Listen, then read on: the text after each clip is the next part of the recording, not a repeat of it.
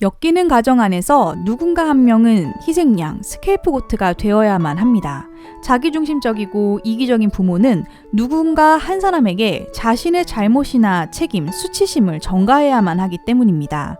물론 스케이프고트인 분들이 스케이프고트가 된 것은 어떤 잘못이 있어서가 아닙니다.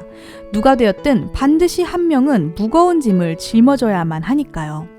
하지만 많이 궁금해하십니다.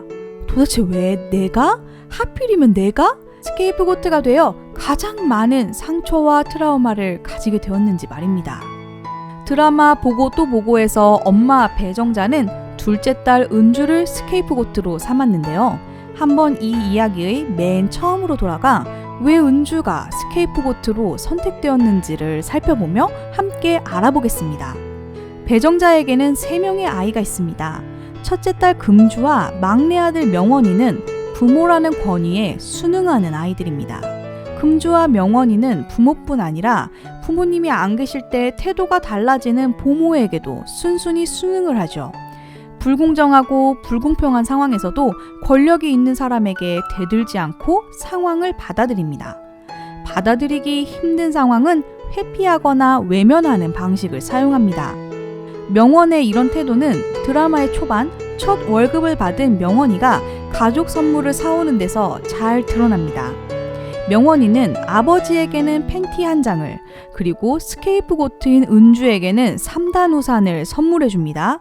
하지만 가족의 권력자인 엄마에게는 고급 속옷을, 그리고 그 권력자가 가장 편애하는 구성원 금주에게는 값비싼 사전과 금일봉을 선물합니다. 의도적으로 고른 것은 아니었지만 명원이는 본능적으로 누가 가족 안에서 힘이 있고 누구에게 잘 보여야 하는지 알고 있었습니다.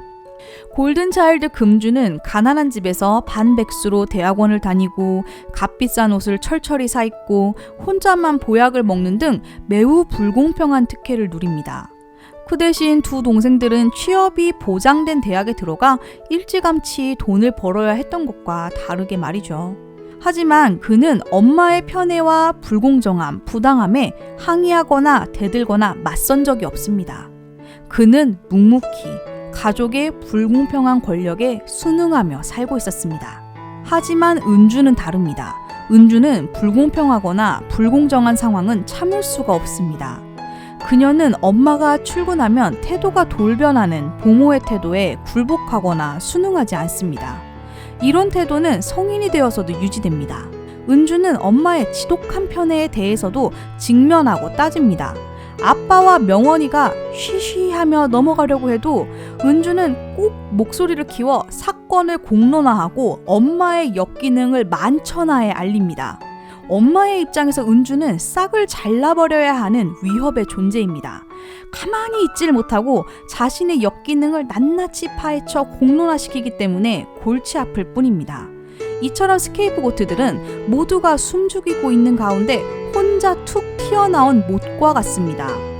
모난정이 돌맞듯 매번 두드려 맞는 건 정면으로 반박하고 반론하고 직면하는 스케이프고트인 겁니다. 하지만 이런 스케이프고트의 성향이 꼭 나쁜 건 아닙니다. 정의롭고 솔직하고 정직한 힘이 있으니까요. 하지만 이건 마치 독재국가 한가운데서 우리 왕은 독재자다 라고 외치는 것과 같습니다. 나르시시스트 부모에게는 자신의 권위에 도전하기에 그 싹을 잘라내야만 하는 반동분자로 보일 뿐입니다.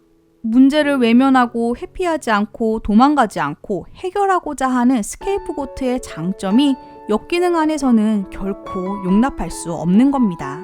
싸움닭같이 악착같이 문제를 끄집어내고 해결하고자 노력하는 은주의 모습을 보며 저 자신을 보았습니다. 하지만 아무리 애써도 해결할 수 없는 것도 있는 겁니다. 내가 스케이프고트라면 해결할 수 없는 문제와 역기능에 맞서 싸우기보다는 이제는 나를 스스로 보호하는 방법을 생각해 보면 좋겠습니다. 감사합니다.